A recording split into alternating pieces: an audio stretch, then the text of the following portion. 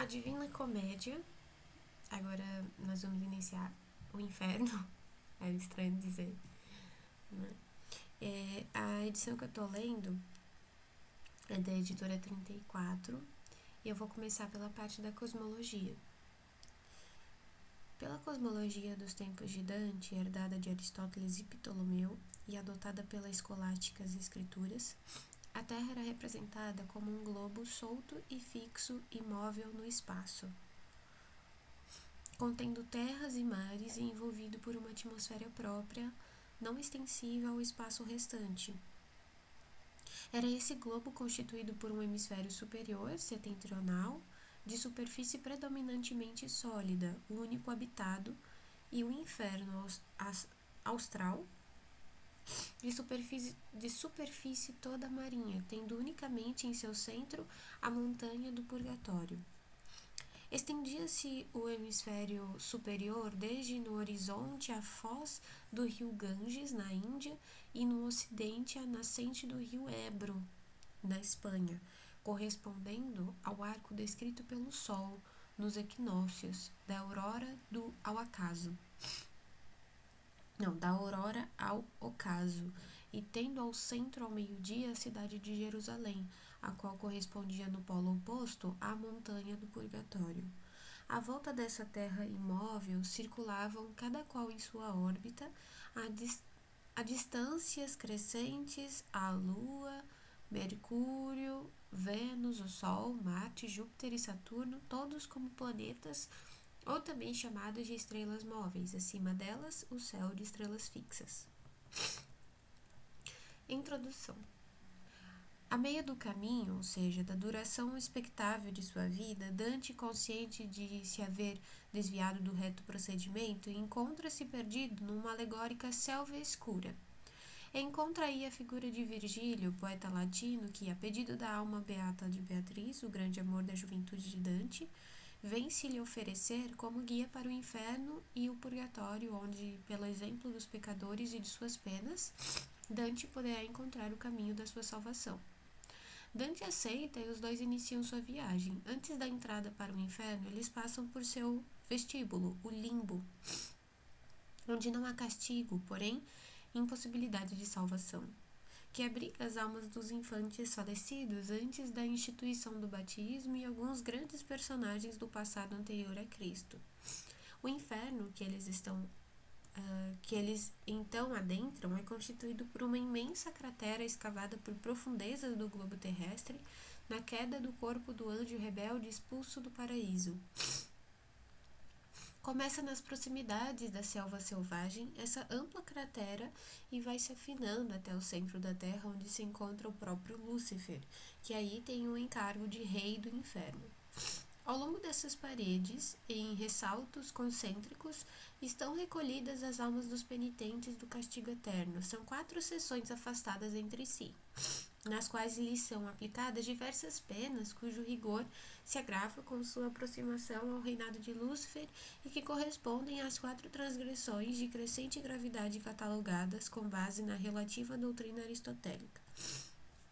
São elas incontinência, violência, fraude e traição, com suas diversas aplicações. Ver o anexo esquema do inferno e a preleção a respeito feita por Virgílio.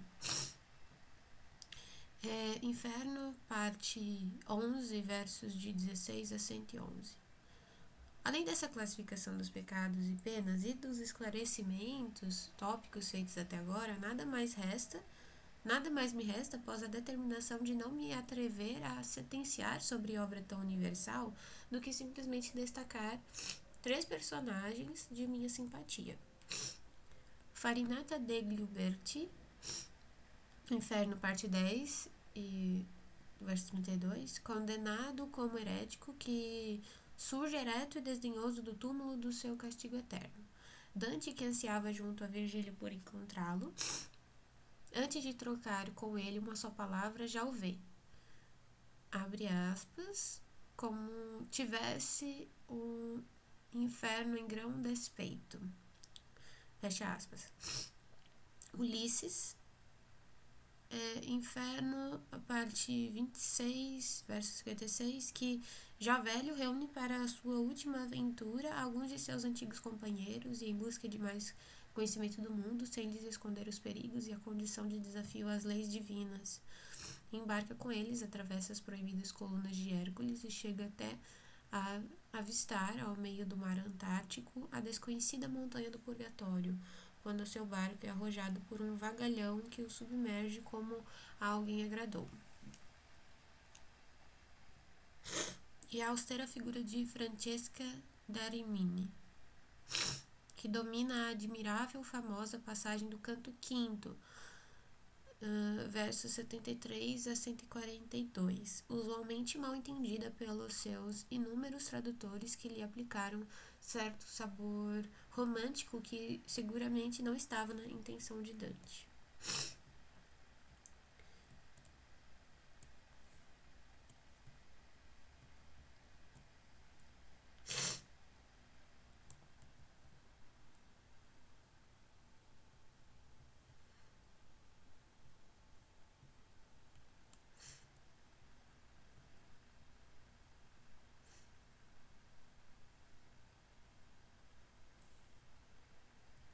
Então vamos lá.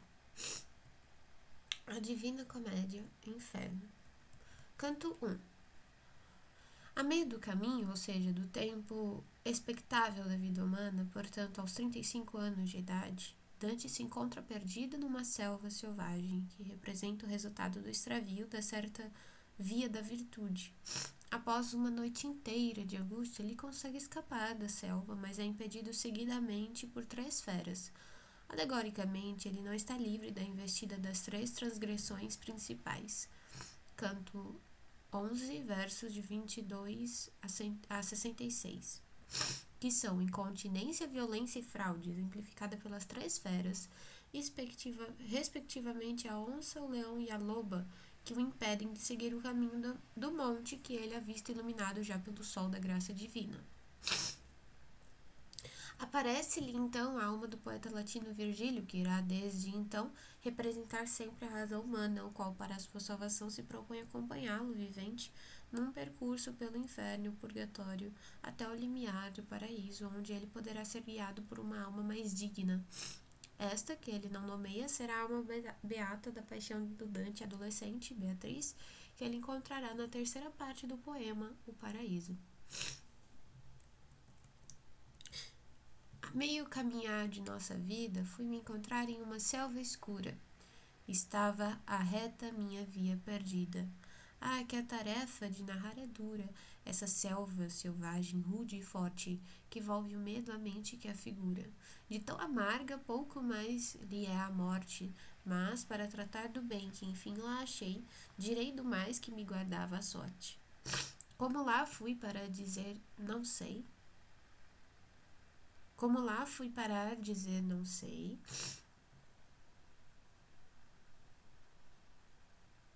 tão tolhido de sono me encontrava que a verdadeira via abandonei. Mas quando ao pé de um monte eu já chegava, tendo o fim deste vale à minha frente, que o coração de medo me cerrava. Olhei para o alto e vi a sua vertente, vestida já dos raios do planeta, que certo guia por toda a estrada a gente. Tornou-se a minha angústia então mais quieta, que no lago do coração guardara toda essa noite de pavor repleta. E como aquele que ofende vara o mar brávio e da praia atingida volta-se a onda perigosa e a encara. Minha mente, nem bem de lá fugida, voltou-se a remirar o horrendo passo que pessoa alguma já deixou com vida. Após pousar um pouco o corpo laço, me encaminhei pela encosta deserta, com o pé firme e mais baixo a cada passo. E eis que, ao encetar a rampa certa, uma onça ligeira e desenvolta, de pelo maculado recoberta, saltando à minha frente e à minha volta, tanto me obstava a via do meu destino, que mais vezes voltei-me para a volta. Amanhecia, e no céu cristalino o céu subia com essas mesmas estrelas, que o acompanharam quando amor divino, primo moveu todas as coisas belas, Para não temer, davam-me assim razão a fera do gracioso pelo, aquelas matinais horas e a doce estação, mas não tanto que medo não me desse à vista que surgiu-me de um leão, que parecia que contra mim viesse com a fronte erguida e com fome raivosa, parecendo que o próprio ar o temesse, e de uma loba de cobiça ansiosa, em sua torpe magreza carregada, que a muita gente a vida fez penosa. Essa tornou minha mão a alma tão pesada pelo pavor imanente de sua vista, que perdi a esperança da assomada. Qual pessoa que seus bens, da conquista e o tempo de perder vem alcançá-la, que em todo o seu pensar só se contrista, tal fez-me a fera que não há aplacá-la. E, pouco a pouco, para trás impelido, eu regredia para lá onde o sol cala, quando eu, já para o vale descaído, tombava, à minha frente um vulto incerto, que por longo silêncio emudecido parecia irrompeu no grão deserto. Tem piedade de mim, gritei-lhe então. Quem quer que sejas, sombra ou homem certo. E ele me respondeu, homem já não, homem eu fui. E foi de pais lombardos, manto anos ambos minha geração. Nasci sob Júlio, ainda que em tempos tardos, e vive em Roma sob o bom Augusto e os dolosos de então deuses bastardos.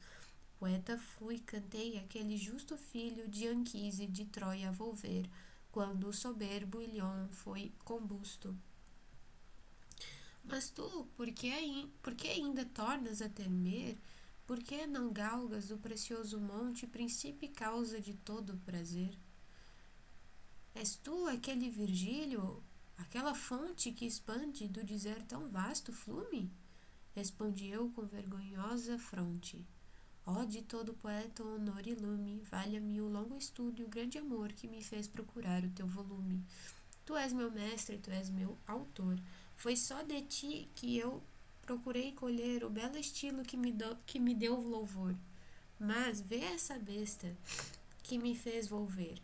Dá-me, meu sábio, socorro e coragem contra ela que meus pulsos faz tremer.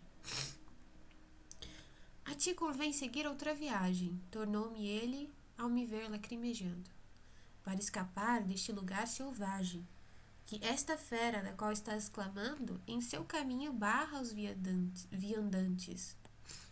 Tanto os impede que acaba os matando.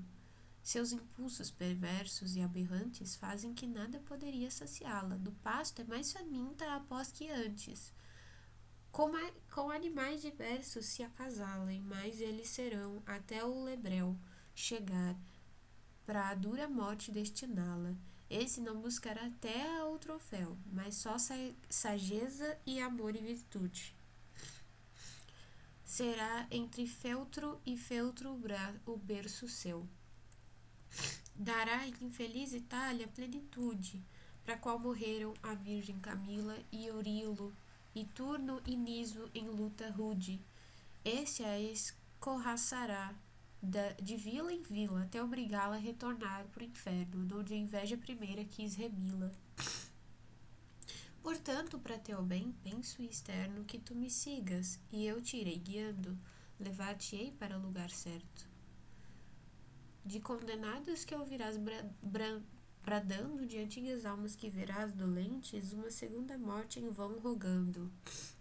E outros verás também, que estão contentes no fogo, na esperança de seguir, quando que seja pras beatas gentes, as quais depois se quererás subir, alma terás mais digna do que eu. Deixar-te-ei com ela ao meu partir, que o imperador que reina lá no céu. Porque para sua lei eu fui herege, nega-me conduzir-te ao reino seu. Em toda parte impera, e lá ele rege, lá é a sociedade, e está seu alto foro. Feliz aquele que ali ele elege. E eu a ele? Poeta, eu te imploro por esse Deus que tu não conheceste, para fugir deste, ou mal pior que ignoro, que me conduzas lá onde tu disseste, à porta de São Pedro então verei, e aqueles que tão mestos descreveste. Moveu-se então, e eu o acompanhei.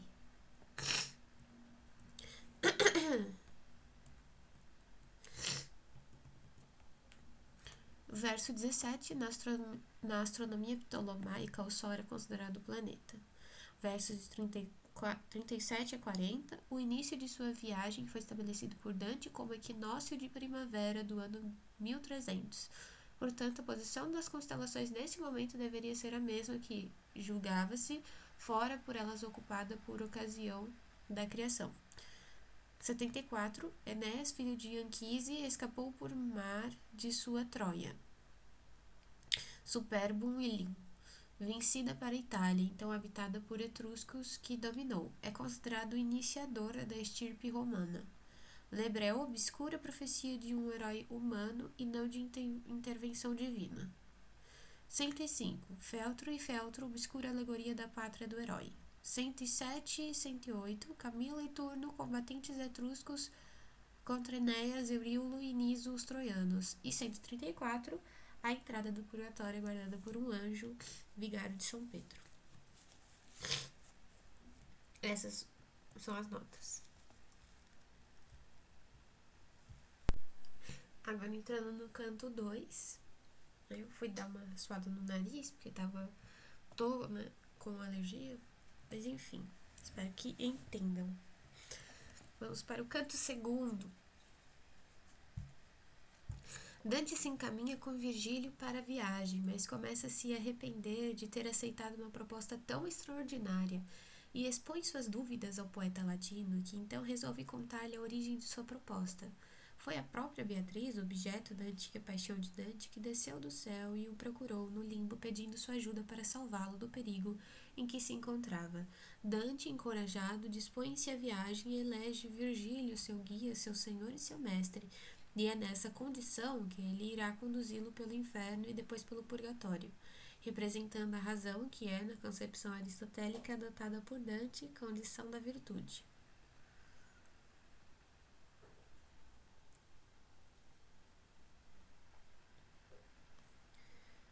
Tá. O dia findava e já da noite o véu ia dispensando os seres desta terra de seu labor, enquanto que só eu me preparava para enfrentar a guerra, já do caminho e ainda da piedade, que vai traçar a mente que não erra. Musas, grão gênio, vossa potestade, me ajude, mente que o que eu via e escrevias, aqui se atestará a tua dignidade. Eu comecei. Poeta que me guias, julga minha aptidão, se é compatível com o árduo passo que, ora, me confias. Dizes que o pai de Sílvio, corruptível ainda, pôde naquele imortal mundo adentrar com seu corpo sensível.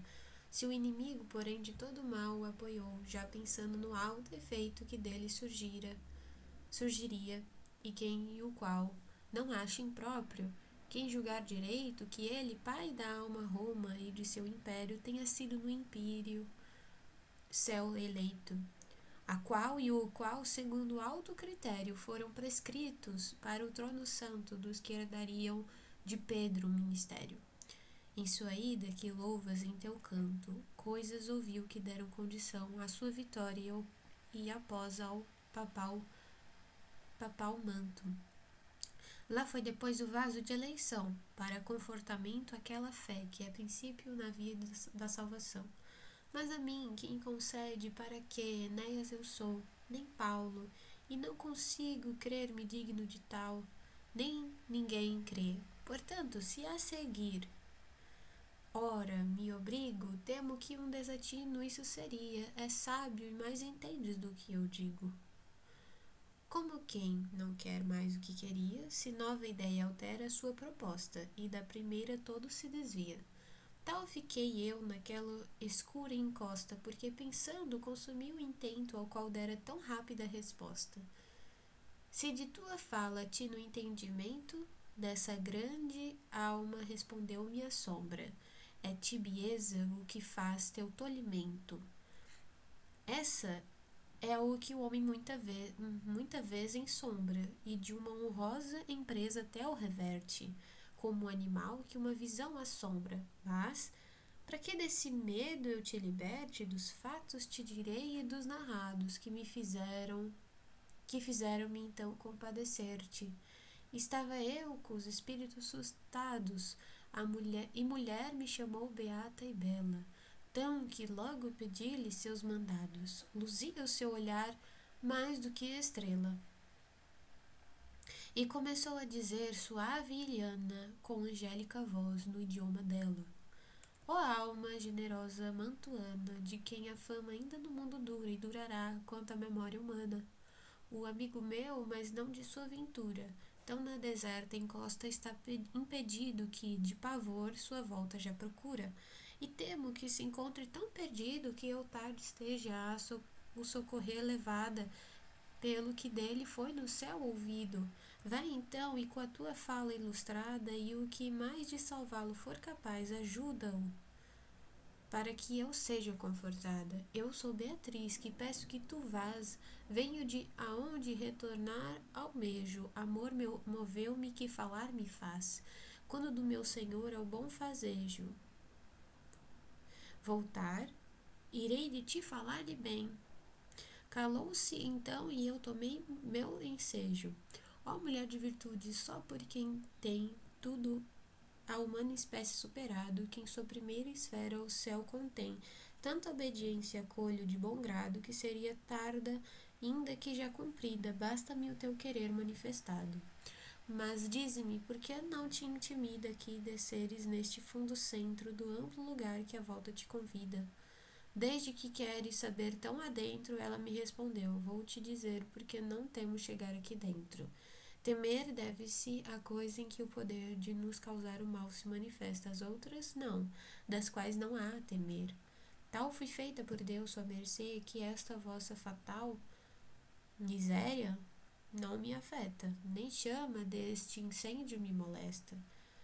Mulher gentil, há no céu que se inquieta com o transe aonde ora estou te remetendo, que mais severo julgamento veta?